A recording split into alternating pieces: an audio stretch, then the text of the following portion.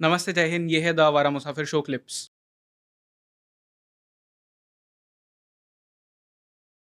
But sir Indian armed forces I am sure एक war के लिए रेडी है। जी। बट आपको लगता है इंडियन सोसाइटी उस वॉर के लिए रेडी है? अगर जो लोग जो स्टेटमेंट्स देते हैं ना इंटरनेट पे वगैरह उन लोगों के हिसाब से तो आर्म्ड फोर्सेस से भी ज़्यादा वो लोग रेडी है। बट ठीक है। क्योंकि मैंने ये सवाल हाँ। उसी लिए पूछा क्योंकि कुछ लोग हैं जो कि मतलब वॉर मॉन्गरिंग जो शब्द है वही जी। करते हैं। जी। But at the same time ऐसे भी लोग हैं जो कि इंडियन आर्मी के अगेंस्ट बहुत सारी चीज़ें बोलते हैं। ह्यूमन राइट्स के बारे में हम सुनते ही रहते हैं, नॉर्थ ईस्ट में जो होते रहता है उसके बारे में हम सुनते रहते हैं। जी। तो वी हैव 2.5 फ्रंट जो हम कहते हैं कि जी। जी। एक जी। ईस्ट में है चाइना, वेस्ट में पाकिस्तान, एंड 0.5 तो इंडिया के अंदर ही है। जी। जी। तो is the Indian society ready? हाँ, मुझे लगता है इंडियन सोसाइटी तो रेडी है इन सब चीज़ों के लिए। और हमारे आज की तारीख में जो मीडिया कंट्रोलर्स है या बाकी चीज़ें हैं, हम एज अ सोसाइटी भी थोड़ा सा इवॉल्व हो रहे हैं मेरे हिसाब से। और अगर वॉर होती भी है तो वॉर का जस्टिफिकेशन तो देखो, दुनिया में कोई भी जंग का जस्टिफिकेशन कोई नहीं दे सकता अनटिल अनलेस उस इंसान को पता है कि जंग में क्या लूज हो सकता है और जंग किस लिए हो रही है। मुझे लगता है कि ये एक लिमिटेड मिलिट्री स्ट्रैटेजी के मार्फत या लिमिटेड वॉर फ्रंट के मार्फत ये वॉर जो करना चाहती है गवर्नमेंट वो करे। फुल फ्लेजेड वॉर के लिए मुझे नहीं लगता एज अ कंट्री और as a society we are ready, because it takes it doesn't take anything, it is just a matter of decision. But उससे बहुत बहुत, जैसे हम बोल रहे थे कि हम कुछ डिकेड्स पीछे चले जाएंगे, but at the same time वो एक जड़ से मिटाने वाली जो चीज़ है, क्योंकि हम इतने सालों से उस चीज़ में भी इन्वेस्ट करते जा रहे हैं, उसमें भी हमारा वेल्थ काफ़ी लग रहा है। और सिर्फ वेल्थ हमारी जाने लग रही है जो कि प्राइसलेस है, वो जाने वहाँ पे लग रही है। तो मुझे लगता है कि ये टाइम हमें एज अ सोसाइटी और as a country we should be United.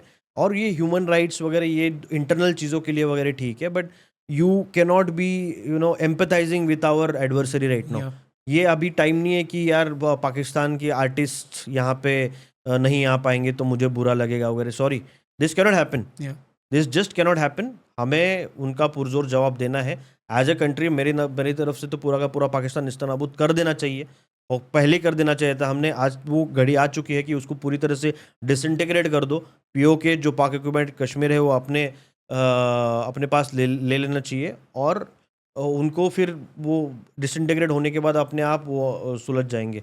Because disintegrate होने के बाद इंटरनेशनल प्रेशर बहुत ज़्यादा बढ़ जाएगा। It's a failed country. या तो there are so many things, at least जो लोग सफ़र कर रहे हैं बलूचिस्तान में या सिंध में प्रोविंस में, जो लोग सफ़र कर रहे हैं, एटलीस्ट उनकी सफरिंग तो मिट जाए, करेक्ट। वो तो कम हो जाए।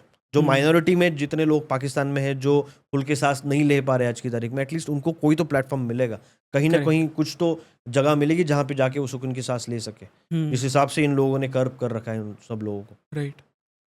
क्योंकि बलूचिस्तान में तो मतलब आई वॉज वॉचिंग इंटरव्यूज़ वगैरह, हम खुद एक बलोची नेशनल है जिनके साथ में करने वाले podcast hmm. Of the camera, मतलब ईमेल्स पे मेरी जो उनसे बात हुई है, the kind of things that he has told me कि पाकिस्तान और आर्मी जो है वो किस तरह से वहाँ पे बलोची बच्चों को टॉर्चर करती है, इट इज़ एब्सोल्युटली ब्रूटल। उन्होंने मुझे कुछ वीडियोज़ भेजे थे, मतलब मैं उसे पब्लिकली दिखा भी नहीं सकता, इतने ज़्यादा वो ब्रूटल वीडियोज़ है।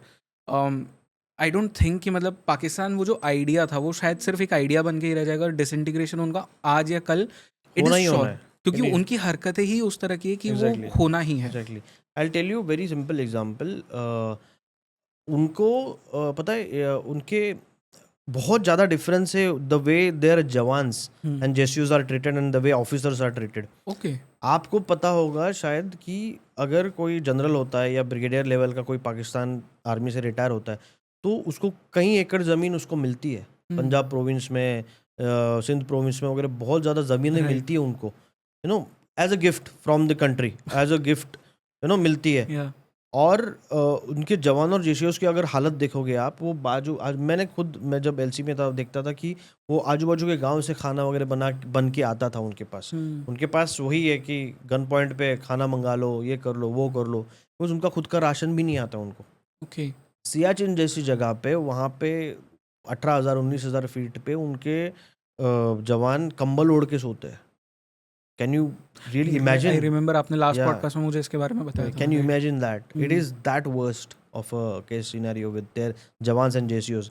और जो ऑफिसर अपने जवान या जेसीओज का कुछ नहीं कर सकता, उनके वेलफेयर के बारे में नहीं सोच सकता, I don't think so that country even deserves to be on the map of this country, of this hmm world.